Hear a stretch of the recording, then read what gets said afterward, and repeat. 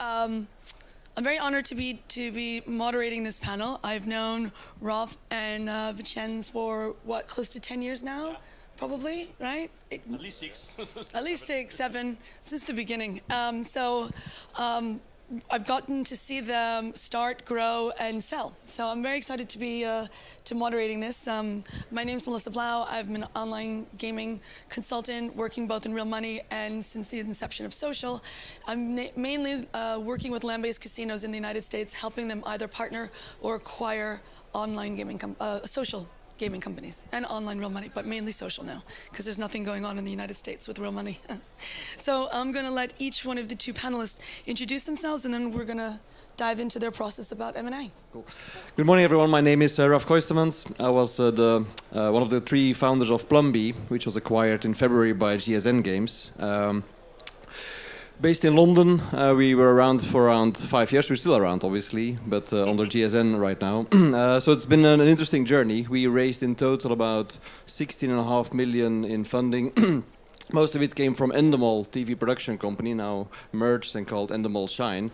Also another investor was ID Invest, a French VC fund. We got to around 50 people, all in all, still roughly the same size. As I said, a very interesting journey, and happy to talk more about it later on and answer any questions you might have about the journey before and after the acquisition. Are you on? I'm waiting for the green light. Hi, I'm Vicenc. I co-founded Akamon in July 2011, same month as Raf co-founded Plumbee. We've had parallel lives, but I did raise way less money than him. I raised only 4 million. From a couple of Spanish funds, Bonsai and Action Capital. We sold the company 1 year ago, specifically to a Canadian company called Imperus, which was in the trend of all these Canadian companies raising money and buying gaming companies again. So we've been doing that for 1 year, and I'll share with you, the before and after. Okay, well, let's start with the before, in terms of readying yourself for M&A and also the internal process that you each went through.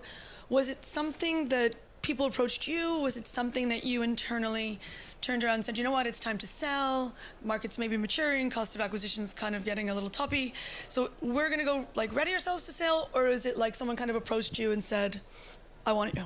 So. Yeah, I can start. In our case, I think it's always a combination, right? I think it's never that black or white. Usually over the periods of creating and building a company, you start to get in touch with other people. Like, you build these relationships, you don't start building these relationships like a month before you sell, right? These things happen over years. You go to these kind of conferences, you meet people from other companies, you meet investors, you meet people that end up in executive positions at larger companies. So in our case with GSN, I've been talking with different execs at GSN over many, many years, and usually you don't start talking about an acquisition like when you're 1 year old. You start just staying in touch with people, having a beer, going to the party, building also like a personal relationship. Also, as you know, it's a small industry still, right? A lot of people move around. For example, at GSN, a lot of the people in the exec team used to work at EA. I used to work there as well many, many years ago. So you kind of build these relationships over years. So that's part of it. And in our case, I think we realized that the market was becoming more and more difficult and more mature. We saw that a lot of the companies in the top 5, top 10 were really like multi-billion-dollar companies. It makes it harder and harder to compete and to grow. That's, I think, where we started to become more open for the idea of finding a strategic corporate partnership. And at that point, we did not really settle on should we sell or should we find some other more creative, maybe joint venture, maybe another funding round. And then you start talking with... We discussed merging at one point, did we? That's true, actually. That's true, actually. Yeah, that's true. So and at some point, the conversations go in one direction or another. In our case, it ended up with the conversation with GSN becoming more and more specific about them looking to acquire us. So that's basically in a nutshell how it happens. There's no sort of like magic moment where somebody makes a decision. These things grow kind of organically over many, many years. Pretty much the same. One couple of comments. One of them is I fully agree with Raf. This is a very, very small industry. If you do the tour of the conference in 1 year, you basically meet everybody. There's roughly 100 people that you need to know, 2 bankers, and a few possible acquirers. In our case, the main difference was internal. I happened to fire my partner from the executive team of Akamon, and obviously he then wanted an exit, which is very natural. It's at some point when you co-found teams with somebody, then at some point you realize that they might not getting the best value as executives, and they will get it as shareholders, and that provoked for us to be looking for an exit. It took longer than expected, so that's something to keep in mind. It took, anticipated we would sell it in 9 months, and it took basically twice as much. But it was an internal trigger for us. And when you're making decisions about strategic decisions, do we stay in slots, do we go into multi-app, do you keep in mind the fact that, okay, I kind of have these 3 companies I would like to sell to? Does it affect your day-to-day decision making? I don't think you should think like that. I mean, it rarely happens like that. Like, you have to be a little bit careful. Obviously, like, for example, in the very, very early days, not many people actually know this, but in the very, very early days, I'm talking 2011, when the animals could still speak, we were actually thinking, should we create 2 studios? Should we create 1 casino studio and 1 sort of like strategy game studio? We were actually very close, and still are today, with the guys from Hasbro. At that point, they were actually thinking about doing something. They were working on a Transformers MMO with Jagex, which I think never launched, unfortunately. So we were actually brainstorming a little bit with them. Should we create like 1 team working on slots, 1 team on Transformers strategy games?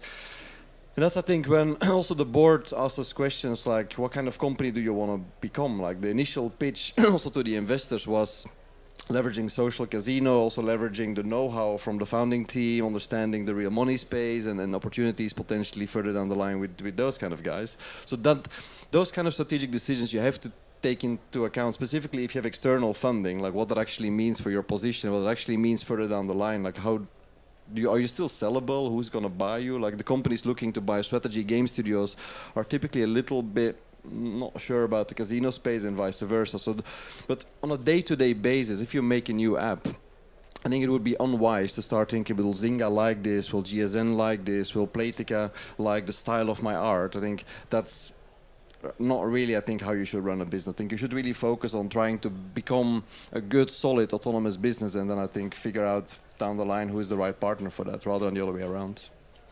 So in the case of Akamon, we made, in 5 years before we sold, 4 years, I would say every mistake in the book. I mean, if you can write an encyclopedia of mistakes.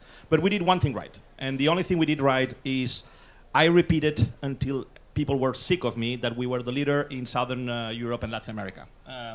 And I don't know if we were or not, but I said it so many times that people believed it. And I think that's the key thing. I mean, that's positioning. I'm a CEO that was a CMO once. I probably enjoyed my CMO life be better than the CEO one.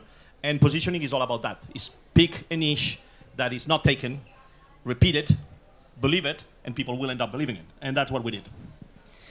And I'm sticking mainly right now into the pre-process. Bringing in your staff, bringing in your board members, bringing in your stakeholders, how do you manage that process? Because on one hand, especially if you're speaking to a publicly listed company, you have to remain silent. But how do you manage that process? Because you work with these people on a day-to-day basis, yet you're having this whole other level of meetings that will completely change their lives. So how do you manage that process? And also at what point do you bring in the people that you have to report into, which is your board members? Well, the board, I think you have to involve them from day one. I mean, that's basically your fiduciary duty. You can't just hide these kind of conversations from the board. During the discussions. Like, so if you're speaking to these 5 people, do you bring them in saying, here, we're speaking to these 5 people? Or do you say, this is the one I recommend? It really depends, I think, and it's kind of, it's hard to explain, but I think it's kind of obvious when it happens. Like, if I go to a conference, like your company is 2 years old, you go to a conference, you have a beer with like a corp dev guy from a large company, and you just talk a little bit and you build a relationship. You don't have to report that to your board per se. The moment it becomes more serious, people actually start thinking about what is the price, what are you looking for, or even like further down, like an actual term sheet, or even an email saying like we are genuinely interested in pursuing a conversation with you guys. you have to get your board involved, and also like if you have co-founders, you can't hide these things. Like these things are so critical. So it almost is. It's hard to explain exactly the difference between a more casual conversation and a more formal one. But I think it is obvious when it actually happens what the right thing is. There's a little bit of tension in our case because Akamon was all for transparency. We pushed transparency to boundaries that I have seen in very few companies. For example, compensation at Akamon was transparent. People knew how much I made and how much everybody else made. It was on an open file on Google Drive.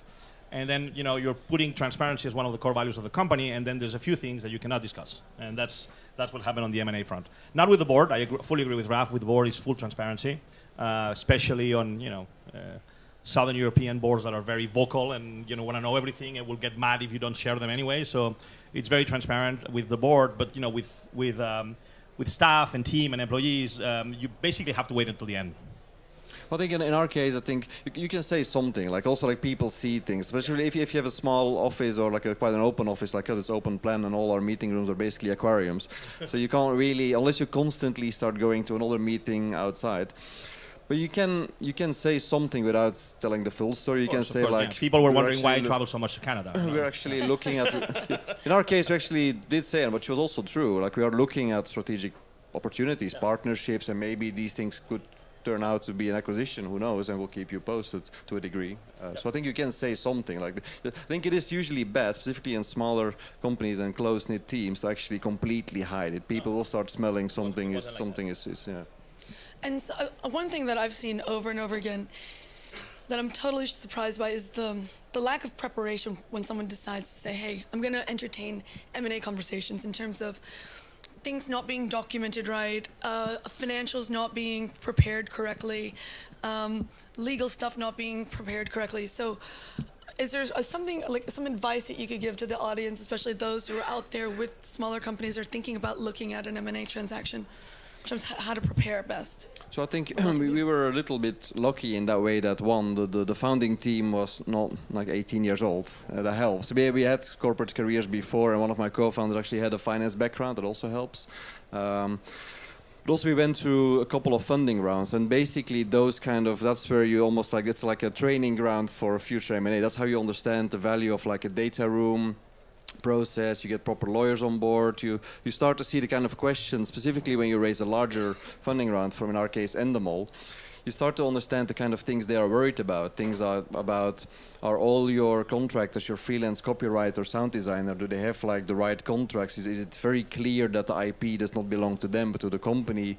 What about trademarks? Have you actually checked that you're not accidentally in breach of someone else's trademarks? In our case, actually, when we did the Endemol deal, one of the games that was in the app was called Beowulf, and Beowulf was actually a trademark from Paramount. They had a movie once, probably not many people will remember because it was a flop. But still, like Paramount still owned that trademark, and if a company like Endemol, which is paranoid about IP because that's what they do, they're not cool with that. They're not going to be like, it's going to be fine, don't worry about it. So we had to change the name of those things, which also set us up. Like GSN is similar, right? Like they're owned by Sony and AT&T. They're not casual about IP, trademarks, and so on. So these things, I think it prepared us, and I think it gave us like a good flavor of what to expect further down the line. But I think a lot of entrepreneurs, specifically in the early stages, maybe underestimate these kind of things. Like you just create a fun game, you give it a cool sounding name, you don't worry a bit too much if someone else actually has potentially rights on that name. So I think, raising money typically helps understand a little bit the process and sets you up or prepares you for a deal later on. Basically agree. Couple of additional comments. If you are basing, as it was our case, your company in a non-English speaking country, my recipe or my advice would be run the company in English anyway. That's what we did. So every board meetings minutes, every meeting of the minutes, every presentation, internal board presentation, everything was in English anyway. So because it's very rare that you're going to get an acquire from your same geography. It might happen, but it didn't happen in our case. So that saved us a lot of time and was a decision that I took at the beginning.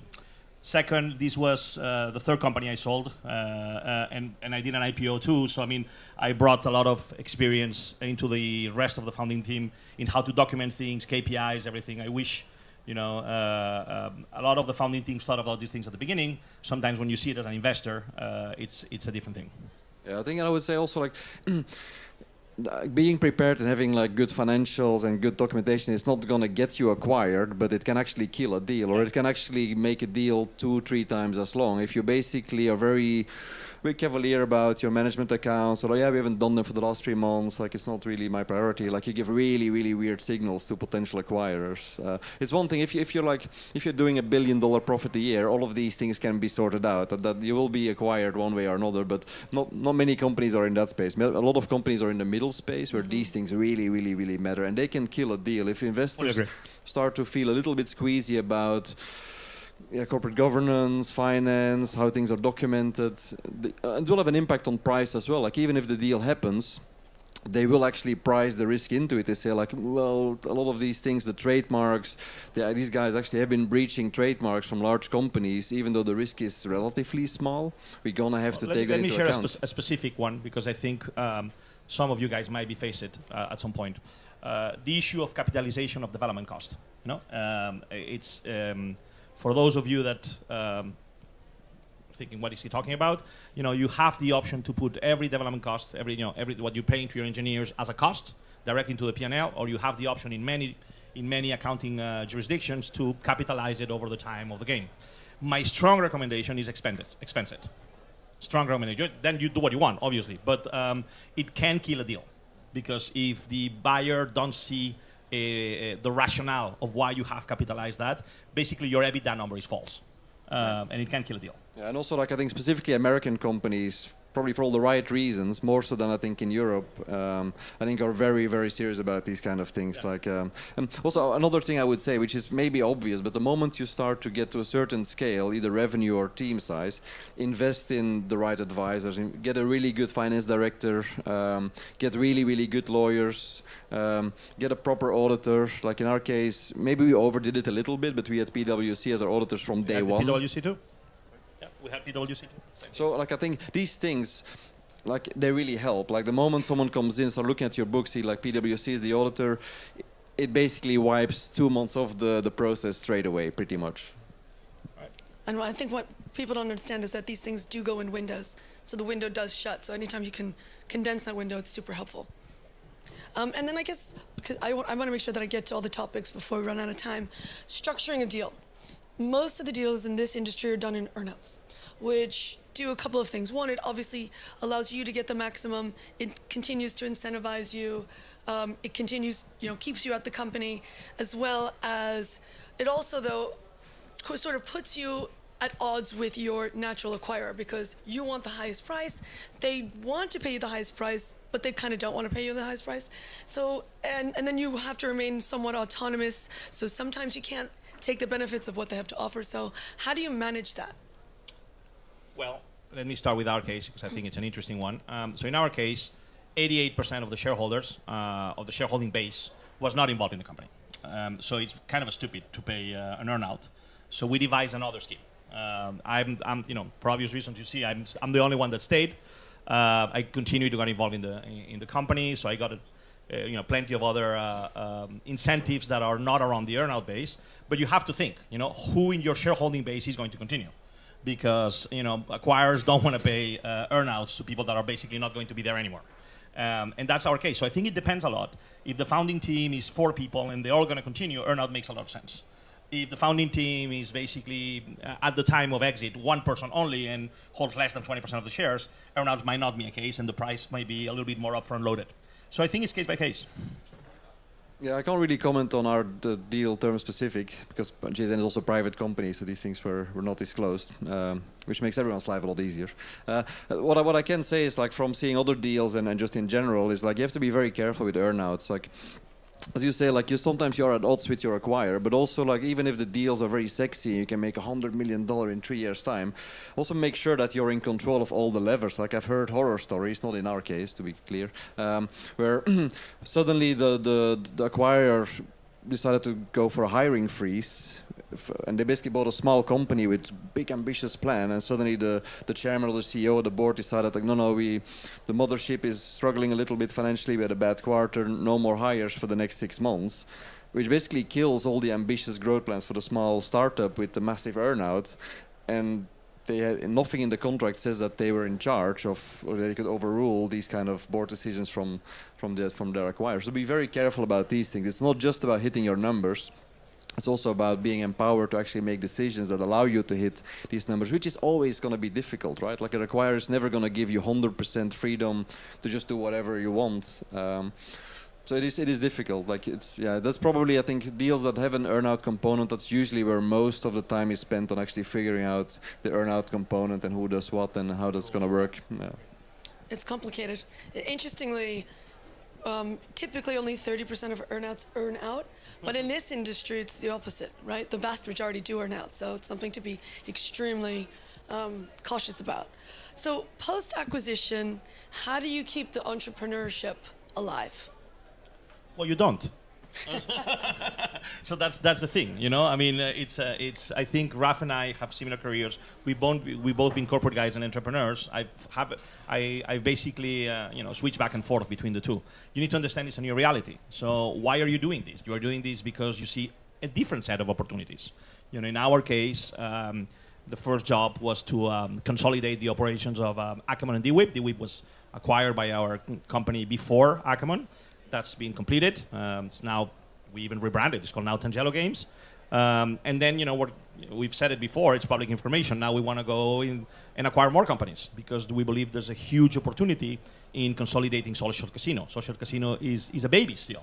And we haven't, most people think, oh, it's over now. It's 6 years, it's over now. No, it's not over.